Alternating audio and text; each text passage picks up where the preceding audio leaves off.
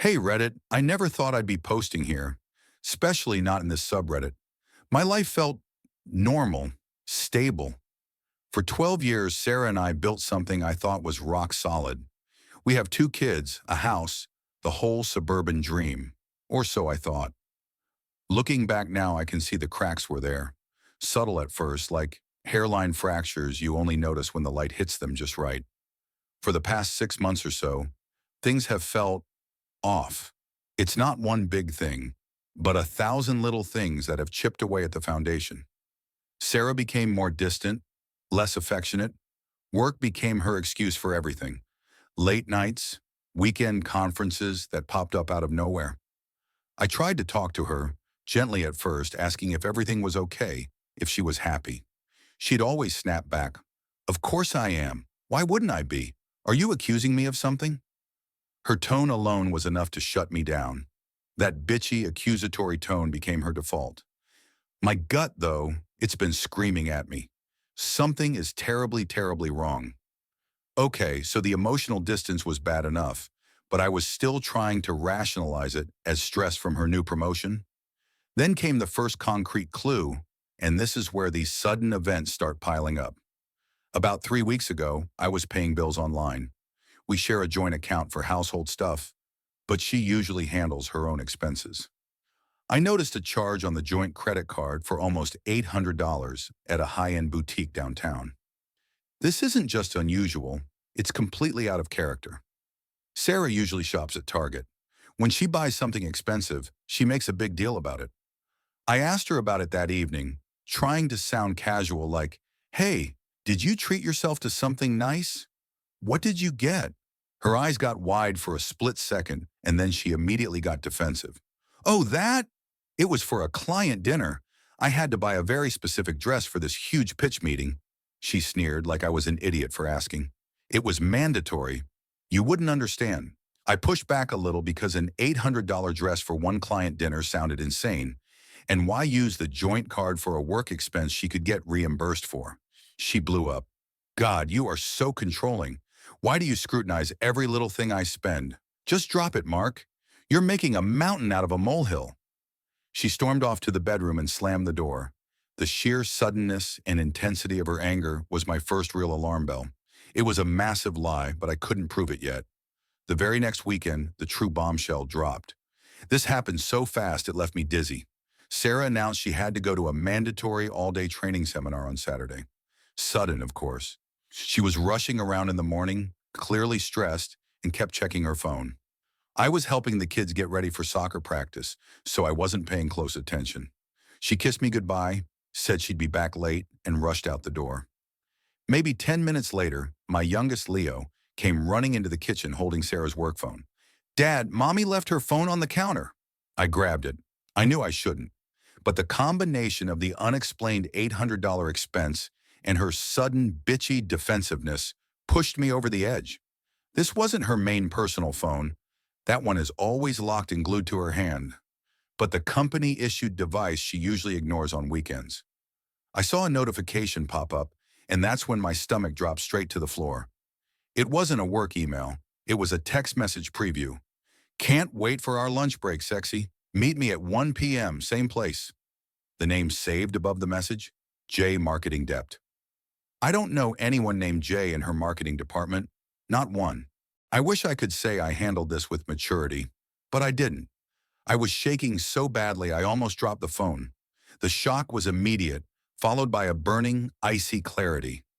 That J Marketing Dept name felt like such a flimsy, transparent lie. It was insulting. I knew I had to act now. The seminar was fake. She was meeting this guy at 1 p.m. It was 10:30 a.m. I took a huge, stupid risk. I quickly scrolled through her recent texts with J Marketing Dept. They were mostly deleted, of course, but there was one thread from 3 days prior that she must have missed. It contained an address. Not a meeting room, not a restaurant, but a specific address for an apartment building almost 30 miles from where she supposedly had her training seminar. I instantly Googled it. Upscale residential area. Suddenly, I told the kids, "Soccer practice is canceled, guys. We're going on an adventure." They looked confused. I threw them and myself into the car, told them we were going to find a special toy shop, and I started driving toward that address. It was a 45-minute drive, and I drove like a maniac. My heart was pounding so hard I could hear it over the radio. I felt like a cheap detective in a bad movie, but I couldn't stop. I needed to know.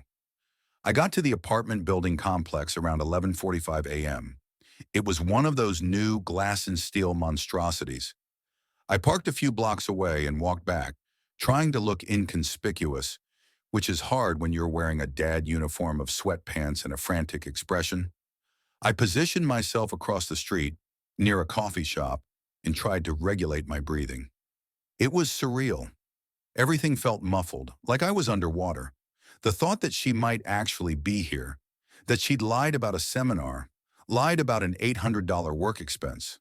I bet that dress was for him, and was about to meet some guy named Jay was physically painful. I didn't have to wait long. At 12:10 p.m., a sleek black sedan pulled up right in front of the building entrance. The driver's door opened, and out stepped Sarah. She was wearing that exact expensive dress, the one she claimed was mandatory for the client dinner weeks ago. She looked incredible, flawless, and she was smiling a genuine, relaxed smile I hadn't seen directed at me in months. She didn't look back or check her phone. She just walked straight into the lobby. A few minutes later, I saw them. She was standing next to a tall, younger guy, definitely not someone from her office. He wrapped his arm around her shoulder, pulled her close, and they both went up the elevator. I stood there freezing, even though it was a relatively warm day. The sight of them together was like a physical punch. It was proof, undeniable and sickening. I didn't stick around. I didn't need to see them reappear. Seeing the genuine smile on her face and the casual way he touched her was enough to shatter everything. I practically sprinted back to the car. My kids, bless their hearts, were confused and asking where the special toy store was. I could barely speak. I just kept saying, "We're going home now, guys. Daddy isn't feeling well." The drive home was a blur of silent tears, blind rage, and forced composure for the sake of the children in the back seat. I pulled into the garage, told the kids to go watch cartoons, and I went straight into the kitchen. I was operating purely on adrenaline. I knew she'd be back late, and I had to prepare. My first impulsive, terrible action was to check her personal phone, the one she keeps locked. I knew her old password, the date of our first kiss, and I tried it. Denied. I tried our anniversary. Denied. The kids' birthdays. Denied. She had changed it. That small act of calculated concealment felt almost as painful as seeing her with him. I went to the bedroom, grabbed her laptop, and threw it hard against the wall. It was a completely irrational, sudden release of pressure. It smashed. I stood there, panting, staring at the ruined piece of expensive tech, and I realized I had to calm down. This wasn't about property damage. This was about my life. I quickly threw the shattered laptop into a laundry basket and covered it with clothes. I needed to be ready for her, not arrested for domestic vandalism. The next few hours were torture. I paced the house, cleaning furiously, which is my stress response. I took the phone I had found, the company one, and I wrapped it up tightly in a towel, placing it conspicuously on the kitchen counter next to a fresh cup of coffee. I wanted to see her reaction when she saw it there. I wanted her to realize I knew, without me having to say a word first. The kids sensed the tension. They kept asking if Mommy was okay, and I just kept telling them she was having a long day at work. The lies were already piling up, but this time they were mine, protecting my children from her betrayal. She finally pulled into the driveway around 7:30 p.m., exactly when she said she would. She walked in looking tired, a fake tired, I realize now, and smelling faintly of cologne that definitely wasn't mine. She tossed her keys on the little bowl by the door and forced a smile. "Rough day, huh?" I asked, my voice terrifyingly calm. "You have no idea," she sighed dramatically, reaching for the towel-wrapped object on the counter. "My brain is fried from all that mandatory strategy stuff." Then she unwrapped the towel to put the phone away. When she saw what she was holding, her face went utterly slack. The smile vanished. Her eyes darted from the phone to me, and the air thickened instantly. The confrontation had begun. She went from zero to volcanic in less than a second. It was a sudden, sickening transformation from tired working wife to pure fury. Where did you find this? She hissed, clutching the phone like a grenade. I leaned against the counter, trying to keep my expression neutral, though my hands were shaking in my pockets. Leo found it on the counter this morning, when you rushed out for your mandatory all-day training seminar. She threw the phone back onto the counter. So you admit it. You went through my work property. You had no right, Mark. This is a violation of my privacy, and frankly, it's disgusting behavior. You know I'm swamped. Swamped with J marketing debt? I asked, raising an eyebrow. I didn't yell. That quiet delivery seemed to hit her harder than any shouting. She immediately shifted into her victim routine, lying effortlessly. Jay, Jay is just a colleague. We were just exchanging notes about the presentation. That text, that was totally innocent. He's kind of a jokester. That's just how he talks. You're twisting an innocuous message, you controlling creep. She never broke eye contact. The conviction in her lie was chilling. I just shook my head slowly, feeling profoundly sad rather than angry at her pathetic attempt. Sarah, I drove to the address on the messages. I saw you go inside with him at 12:10 p.m. You were wearing the $800 dress you lied about needing for a client dinner. Tell me again that Jay is just a jokester colleague. The color drained from her face. Her entire posture collapsed. The bitchy facade cracked, and for a fleeting moment I saw fear. That moment of fear vanished instantly, replaced by the most aggressive, toxic blame-shifting I have ever witnessed. She didn't deny it anymore. She attacked me for making her do it. You followed me? You actually stalked me. God, Mark, you are pathetic. What kind of man follows his wife around like a detective? She screamed, her voice cracking the air. I tried to keep my calm. You lied to me for months. You spent our money on him. You abandoned your family for him. What did you expect me to do? I expected you to be less boring, less predictable, less you, she spat, suddenly launching into a vicious tirade about my perceived failings. Do you think I wanted this? Look at you. You're always tired. You never initiate anything. You stopped caring about me ages ago. This is your fault, Mark. You drove me away. You pushed me right into Jay's arms because you couldn't keep your own wife happy. It was a sudden, dizzying barrage of accusations designed to destabilize me. She was projecting every ounce of her guilt onto me, making herself the victim of my neglect. I felt the rage finally break through my composure, fueled by the staggering audacity of her lies and the venom in her voice. Her accusations, though completely unhinged and undeserved, still stung. For a second, her words landed, and I questioned myself.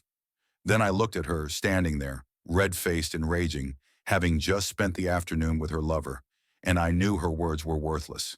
They were desperate, panicked noise. I took a step towards her, my voice low and dangerous.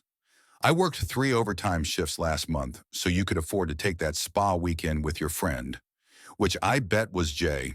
I paid for the new tires on your car last week when you suddenly needed them. I'm boring because I'm the one who holds this family together, while you're out making up elaborate, pathetic lies. I pointed toward the corner of the kitchen where the kids' drawings were taped up. You want to know why I'm tired? Because I'm here, I'm present. You think you're a victim? You are a liar and a cheat. And let's be clear, Sarah, this is not my fault. You chose this. I watched as the force of her own failed deflection hit her. She realized the cheap attack hadn't worked. She slumped onto a kitchen chair, suddenly quiet, tears starting to flow. The fake kind, I was sure. Mark, please, she whispered, switching tactics to pleading. It was just a mistake. It meant nothing. Jay is nothing. It was just a stupid, lonely fling. Don't throw away 12 years for this one little mistake. The lies never stopped. Even in her surrender, she minimized the deep betrayal. I didn't buy the sudden, tearful remorse. It was too fast, too convenient, and the phrase, one little mistake, after months of calculated deception, just cemented her utter lack of respect for me. I walked straight to the laundry basket, pulled out the shattered laptop, and dumped the remnants on the kitchen table in front of her. The sight of the wreckage, combined with the shock of my cold, decisive tone, seemed to finally break through her haze of self-pity. That, I said, pointing to the broken screen, is your work laptop. I smashed it a few hours ago. You rushed out of here this morning, liar.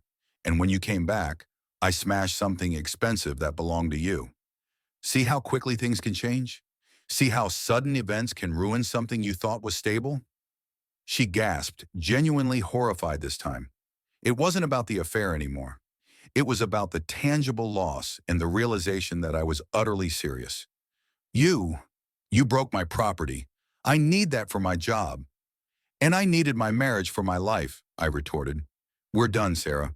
I cannot be with someone who lies to my face, blames me for her choices, and thinks my life is so worthless that she can sneak around behind my back for months. You need to leave. Tonight. That decision was sudden, sharp, and entirely final. I realized in that moment that the emotional impact of the betrayal was less about sadness and more about a clean break of trust, a zeroing out of all my previous feelings for her. I wanted her gone.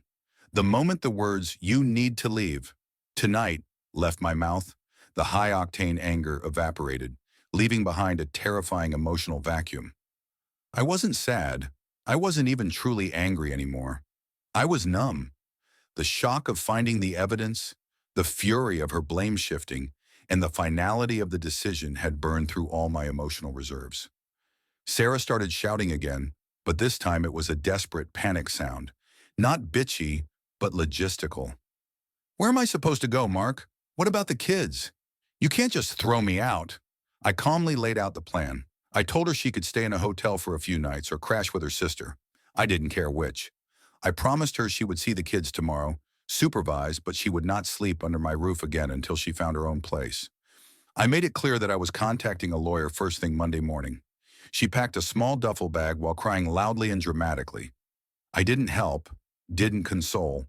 I just stood in the hallway watching, feeling absolutely nothing toward her, but cold disdain. She paused by the living room, trying one last appeal. We can fix this. We have to. Think of the kids. I just shook my head. The kids deserve two happy, honest parents. Not one miserable, lied to one and one deceitful one. You destroyed our marriage, Sarah. Not me. Now go. Around 9:30 p.m., she slammed the front door one last time, and the house fell into a silence that was both crushing and immediately deeply peaceful. I went straight to the kids' rooms, watched them sleep for a minute, and then finally allowed myself to lean against the wall and feel the first real wave of sadness hit. That night was the lowest point. After the kids were asleep and Sarah was truly gone, the emotional dam broke. The numbness gave way to raw, sickening grief. I didn't cry loudly. I just sat on the edge of our bed, which suddenly felt huge and empty, and wept silent, heavy tears. 12 years gone. Our future destroyed. All because of her selfishness and constant, calculated lying. I kept replaying the events. The $800 dress. The J marketing debt. Text. Her furious blame shifting. The pain was immense, not just of losing my wife, but of realizing that the person I had spent over a decade with was a complete stranger, a manipulative, bitchy liar who clearly valued her own immediate gratification over our entire family unit. I decided I needed to secure everything. I immediately changed the passwords to the joint banking accounts and credit cards, making them inaccessible to her until the lawyers sorted things out. I changed the locks on the house, too. It felt extreme and paranoid, but the suddenness of her betrayal made me realize I couldn't trust her intentions for a second. I slept maybe 2 hours, waking up repeatedly with a jolt. The image of her walking into that apartment building burned into my mind. When the sun came up, though, something shifted. The sadness was still there, a dull ache, but it was mixed with a growing sense of relief and acceptance. The knot in my stomach, the one that had been there for 6 months due to her secrecy, was finally gone. The marriage was dead, but I was free from the lies. Monday morning, I executed my plan without hesitation. I didn't even contact Sarah. I went straight to the best family law attorney in town. The lawyer, a sharp woman named Ms. Chen, looked grim but professional when I laid out the timeline of sudden events, the lies, and the conclusive evidence of the affair. I handed over the company phone with the text, which I had thankfully backed up, and the address. My decision was final. Divorce. There was no working on the marriage. When someone lies that thoroughly and blames you for their choices, the foundation is pulverized. I told Ms. Chen I wanted primary custody of the children and a swift, clean split. Sarah finally texted me around noon, frantically asking to talk and reconcile. I sent her one brief reply. All communication goes through Ms. Chen now. Her details are below. That was the end of our direct communication. The resolution, though painful, was clear. Sarah fought the divorce fiercely, still using her toxic, bitchy arguments and trying to negotiate custody by painting me as unstable, citing the smashed laptop, which I had to confess to the lawyer. But the evidence, the pattern of deceit, and the fact that I had already secured the house and accounts worked in my favor. Within 3 months, we reached a temporary custody agreement, and the divorce proceedings were fully underway. I was separating my life piece by piece from the lie she had built. It's been 6 months since I sat on that bed, broken. I'm still navigating the co-parenting and the legal maze, but I'm healing. The biggest lesson I learned from the sudden, chaotic implosion is this. Trust your gut, always. The moment she started getting defensive, the moment she started snapping instead of talking, I should have acted. I tried to be the nice guy, the patient husband, and that only gave her more time to perfect her lies. The emotional journey was terrible. Shock, blinding anger, self-doubt from her gaslighting, and finally acceptance. But the acceptance is freedom. I've realized that her being a bitch and a liar was a reflection of her character, not mine. I didn't push her away. Her deceit pulled her away. My advice to anyone reading this, stop rationalizing. If your partner's behavior changes suddenly, new phone habits, unexplained expenses, extreme defensiveness, stop trying to justify it with stress or work. It's almost always a symptom of betrayal. Gather undeniable evidence. Don't confront based on suspicion. Get cold, hard proof. It short-circuits their inevitable blame shifting and lies. Prioritize yourself and the kids. The marriage is gone the minute the trust is broken. Focus on securing your finances and protecting your children from the toxicity. Don't waste time trying to work things out with someone who has repeatedly shown contempt for you. The peace you feel when the lying stops is worth the pain of the divorce. I lost my marriage, but I got my sanity, dignity, and peace back. It's an ongoing process, but I'm building a new life, one free of lies. Thanks for letting me share this, Reddit. I needed to get it all out.